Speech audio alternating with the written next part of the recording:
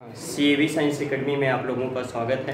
देखिए, त्रिकोणमिति के अनुपातों के कुछ वैल्यू हम लोग निकाल रहे थे, उसी क्रम में आगे चलते हैं और अगला क्वेश्चन देखते हैं। अगला क्वेश्चन क्या कह रहा है आपका, यदि क्वेश्चन कह रहा है यदि 15 cot A = 8, 15 cot A = 8 हो तो निम्न त्रिकोणमिति तो साइन ए और सेक ए का मान ज्ञात कीजिए। तो साइन ए और सेक ए का मान ज्ञात कीजिए और सेक ए का मान निकालना है। तो ध्यान दीजिएगा, ये मान ज्ञात करने के लिए क्या करेंगे हम लोग, एक समकोण त्रिभुज को सहारा लेंगे। तो देखिए, समकोण त्रिभुज एक बनाते हैं, एक समकोण त्रिभुज, कोण BA समकोण ले लें, यह कोण A हो गया, ये कोण C हो गया। अब ध्यान दीजिए, एक समकोण त्रिभुज ABC हो गया। अब इस समकोण त्रिभुज के अनुसार हम इसकी भुजाओं को ज्ञात कर लें, इसकी भुजाओं को ज्ञात कर लेंगे तो इस कोण A पर आधारित आपका साइन और सेक का आनुपातिक मान प्राप्त हो जाएगा। तो ध्यान दीजिएगा, आपको दिया गया है कितना, 15 cot A = 8। 15 को पक्षांतर करा दीजिए तो cot A बराबर कितना हो जाएगा, 8/15। ध्यान दीजिएगा, cot का अनुपात क्या होता है, cot tan का व्युत्क्रमानुपात है और tan लंब और आधार का अनुपात होता है। तो cot आधार और लंब का अनुपात होगा। तो ध्यान दीजिएगा, ये आधार और लंब का अनुपात हो गया। कर्ण का अनुपात, कर्ण का मान निकाल लीजिए। कर्ण कितना हो जाएगा, कर्ण AC बराबर √ लंब का वर्ग यानी 15 का वर्ग कर दीजिए प्लस 8 का वर्ग कर दें, कितना हो जाएगा, √ 15 का वर्ग 225 प्लस 8 का वर्ग 64। इसको जोड़ लेते हैं, 5 4 9 6 2 8 2, ये 289 प्राप्त हो गया। 289 का वर्गमूल कितना होगा, 17। तो इसकी जो भुजा हो गई वो 17 इकाई हो गई, यानी कर्ण कितना मिल गया आपको, 17 इकाई। अब ध्यान दीजिए, आपको क्या चाहिए, साइन ए। साइन किस किस का अनुपात होता है, साइन लंब और कर्ण का अनुपात होता है। तो लंब इसमें कितना है, 15 है, कर्ण कितना है, 17 है, ठीक है। और सेके चाहिए, सेक किसका अनुपात होता है, कर्ण और आधार का अनुपात होता है। तो कर्ण कितना है यहाँ पर, 17 है, आधार कितना है, 8 है। तो इस प्रकार से आपको साइन ए और सेक ए का मान ज्ञात हो गया। चलिए आगे देखते हैं अगला क्वेश्चन। अगले क्वेश्चन की तरफ चलते हैं। अगला क्वेश्चन आपका क्या कह रहा है, अगला क्वेश्चन है, यदि सेक थीटा बराबर 13/12, यदि सेक थीटा बराबर 13/12 हो तो शेष त्रिकोणमितीय अनुपात, शेष त्रिकोणमिति अनुपात ज्ञात कीजिए, अनुपात ज्ञात कीजिए। ध्यान दीजिएगा, आपको सेक दिया गया है, सेक के को छोड़कर शेष 5 त्रिकोणमितीय अनुपातों का मान निकालना है आपको। कौन कौन सा, साइन, कॉस, टैन, कोसेक और कॉट का सेक का दिया गया है। तो इसी सेक को आधार मानकर हम समकोण त्रिभुज की भुजाओं, तीनों भुजाओं को ज्ञात कर लेते हैं। एक समकोण त्रिभुज की कल्पना करिए, यह समकोण त्रिभुज है ABC, जिसका कोण A थीटा मान लिया जाए, यह थीटा हो गया। सेक थीटा बराबर 13/12, सेक किसका अनुपात होता है, कर्ण और आधार का। तो कर्ण कितना हो गया, 13 हो गया, आधार कितना हो गया, 12 हो गया। तो लंब का मान निकाल लीजिए, BC आपका लंब है, लंब का अनुपात क्या आ जाएगा, लंब का मान कर्ण का वर्ग माइनस आधार का वर्ग, यही होता है ना। तो अंडर रूट कितना हो जाएगा 13 का वर्ग माइनस 144, घटा लीजिए कितना आ जाएगा 25 आ जाएगा। 25 का वर्गमूल 5 इकाई हो गया, तो ये कितना मिल गया 5 इकाई। अब शेष त्रिकोणमितीय अनुपातों का मान निकाला जाए। शेष त्रिकोणमितीय अनुपात आपके क्या क्या है, साइन थीटा। साइन थीटा किसका किसका अनुपात होता है, लंब और कर्ण का अनुपात होता है। तो लंब इसमें कितना है 5 है, कर्ण कितना है 13। काश थीटा निकालिए, काश थीटा किस किस का अनुपात होता है, आधार और कर्ण का अनुपात होता है ना। तो आधार और कर्ण का अनुपात लीजिए 12 और 13 का अनुपात हो जाएगा, यानी 12/13 हो जाएगा। टैन थीटा, टैन किसका किसका अनुपात होता है, टैन आपका लंब और आधार का अनुपात होता है। तो लंब और आधार का अनुपात लीजिए, तो लंब कितना हो गया 5 हो गया, आधार कितना हो गया 12 हो गया। कॉसेक थीटा,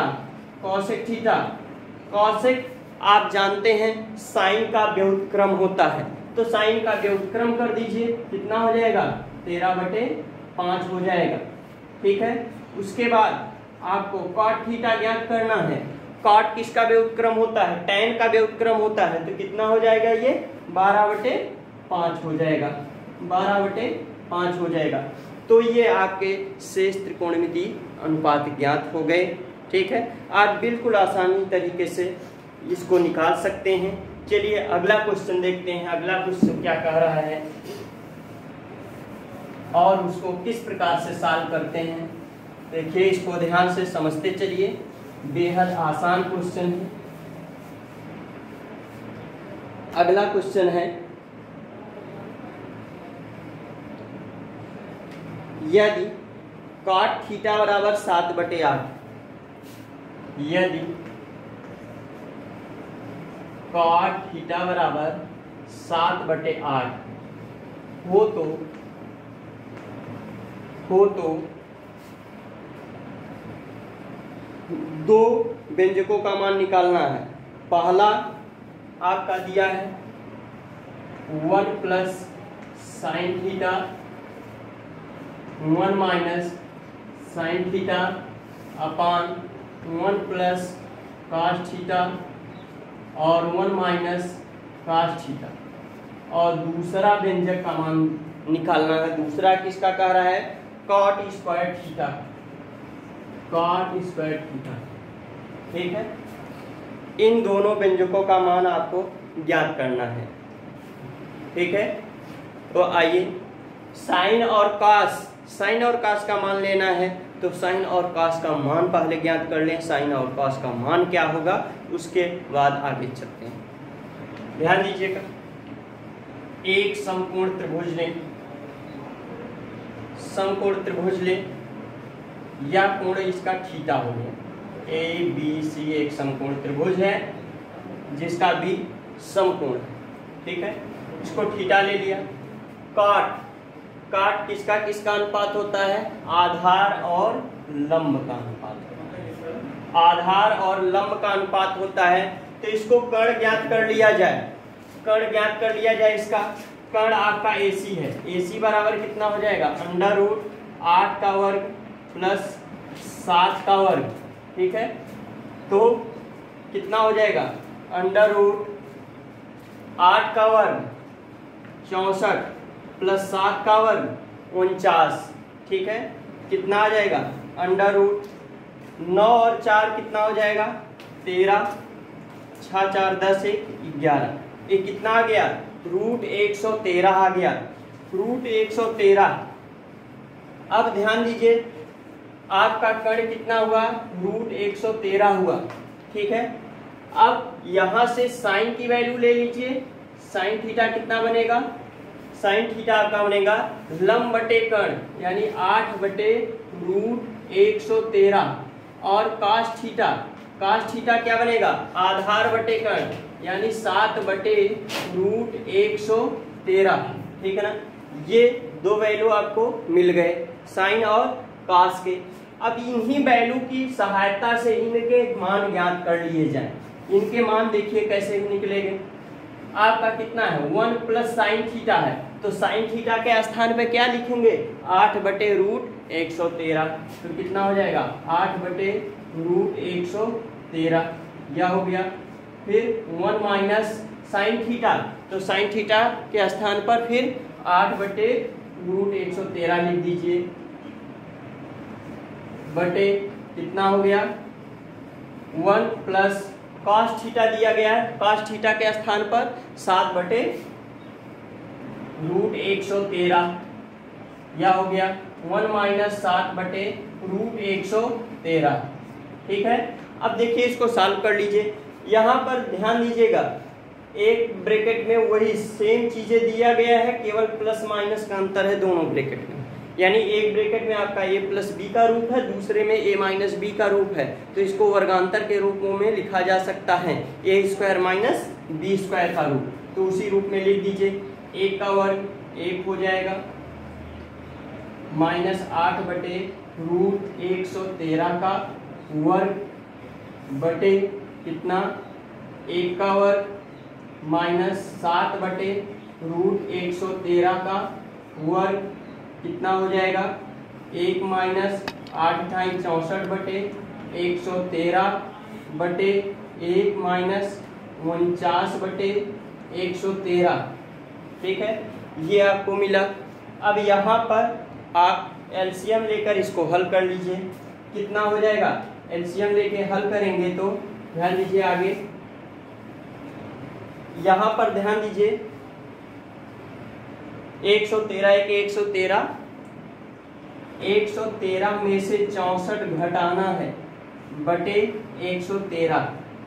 ठीक है, फिर ये कितना हो जाएगा 113 माइनस 49 बटे 113, यह 113 से 113 कैंसिल हो जाएगा।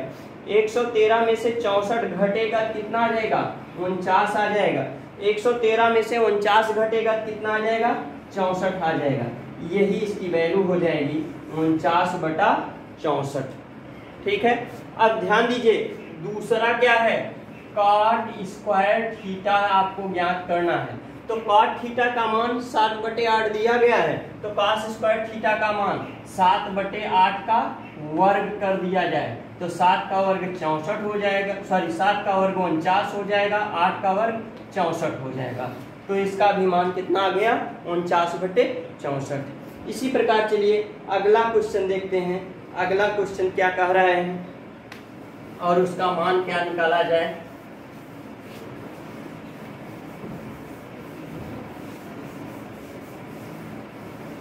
देखिए अगला क्वेश्चन क्या कह रहा है और उसको कैसे सॉल्व करेंगे। हाँ देखिए अगला क्वेश्चन आपका है यह 3 cot a = 4, तो जांचिए कि 1 minus tan square a upon 1 plus tan square a = cos square a minus sine square a। देखिए इसको जांचना है, यानी चेक करना है कि यह इतने के बराबर होता है या नहीं। यानी कहने का मतलब 1 minus tan square a upon 1 plus tan square a cos square a minus sine square a के बराबर होता है कि नहीं होता है। आइए उसको जांचा जाए, चेक किया जाए। तो यहाँ पर देखिए आपको एक वैल्यू दिया गया है किसका 3 cot a = 4 दिया गया है, तो यहाँ से cot a की वैल्यू ज्ञात की जा सकती है। तो cot a कितना हो जाएगा, cot a = कितना हो जाएगा 3/4 हो जाएगा। cot a बराबर 3/4 हो गया, तो यहाँ से एक त्रिभुज बनाइए, समकोण त्रिभुज ABC, यह कोण समकोण B समकोण। काट किसका किसका अनुपात होता है, आधार और लंब का अनुपात होता है। आधार 3 हो गया, लंब 5 इकाई हो गया। कर्ण का मान निकालने AC बराबर √ लंब का वर्ग प्लस आधार का वर्ग। ठीक है, लंब का वर्ग प्लस आधार का वर्ग कितना हो गया 4 का वर्ग 16 प्लस 3 का वर्ग 9, दोनों को जोड़ लिया जाए 25 आ गया, 25 का वर्गमूल 5 इकाई। कर्ण कितना आ गया 5 इकाई आ गया। अब ध्यान दीजिएगा यहाँ से tan का मान निकल जाएगा, tan a बराबर कितना हो जाएगा 4/3 हो जाएगा। ठीक है, लंब बटा आधार। उसके बाद cos का मान चाहिए, cos a बराबर कितना होगा काश आधार बटे कर्ण होता है 3/5 हो गया। साइन ए का मान चाहिए, साइन ए कितना होता है, लंब और कर्ण का अनुपात होता है, तो 4/5 हो गया। अब tan cos साइन का मान ज्ञात हो गया। आइए इसमें रख कर चेक किया जाए, यानी इनके दोनों पक्षों में रखा जाए, या दोनों पक्षों में रखने पर दोनों पक्ष बराबर आते हैं, तो ये सिद्ध हो गया कि ये दोनों आपस में बराबर होंगे। आइए ध्यान दीजिएगा, सबसे पहले इसका एक पक्ष लेते हैं। ये आपका LHS है, LHS है यानी लेफ्ट हैंड साइड, और ये आपका RHS है यानी राइट हैंड साइड, ठीक है ना। दोनों को बारी बारी से लेकर सॉल्व करें। यदि दोनों के वैल्यू सेम आते हैं तो निश्चित है ये दोनों इक्वल होंगे। आइए सबसे पहले LHS लेकर हल करते हैं। LHS इसका क्या है, 1 माइनस tan स्क्वायर ए अपान 1 प्लस tan स्क्वायर ए। इसकी वैल्यू रखिए 1 माइनस tan स्क्वायर ए, tan का मान कितना है 4/3 है, तो 4/3 का वर्ग कर दीजिए, ठीक है, अपान 1 प्लस 4/3 का वर्ग कर दें, ठीक है। अब देखिए कितना आ जाएगा, 1 माइनस 4 का वर्ग 16/9 बटे 1 प्लस 4 का वर्ग 16/9, ठीक है। अब इसको एलसीएम लेके हल कर लीजिए। 9 के 9, 9 में से 16 कम होगा बटे कितना आ जाएगा,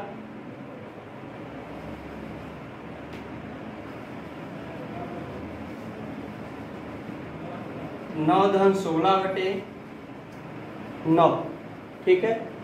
अब ध्यान दीजिएगा,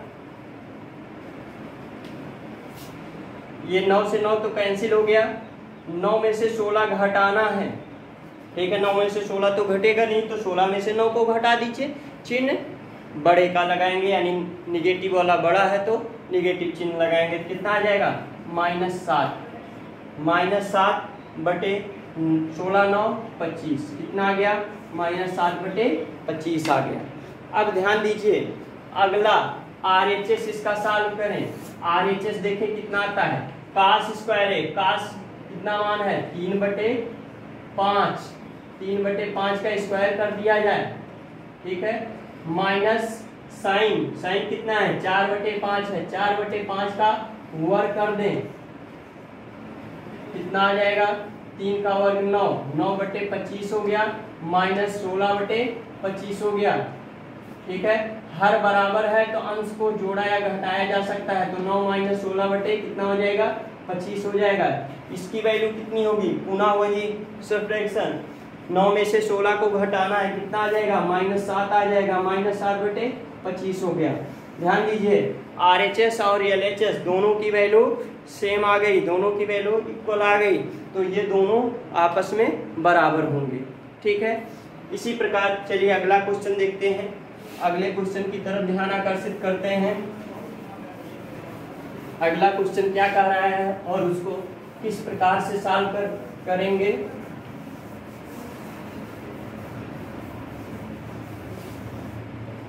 देखिए अगला क्वेश्चन कह रहा है, एक त्रिभुज ABC में जिसका कोण 20 समकोण है।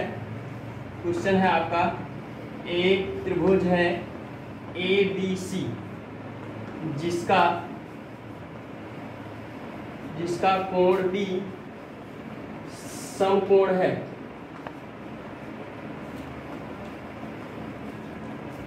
जिसका कोण B समकोण है। यदि tan A का मान, यदि tan A बराबर 1/√3 हो तो निम्न के मान, तो निम्न के मान ज्ञात कीजिए।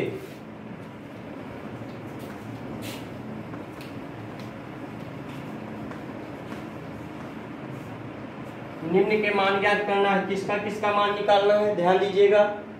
Sign A into cos C, sine A into cos C plus cos A into sine C, और दूसरा क्या है जिसका मान निकालना है, दूसरा क्वेश्चन है cos A into cos C, cos A into cos C minus sin A into sin C, cos A into cos C minus sin A into sin C।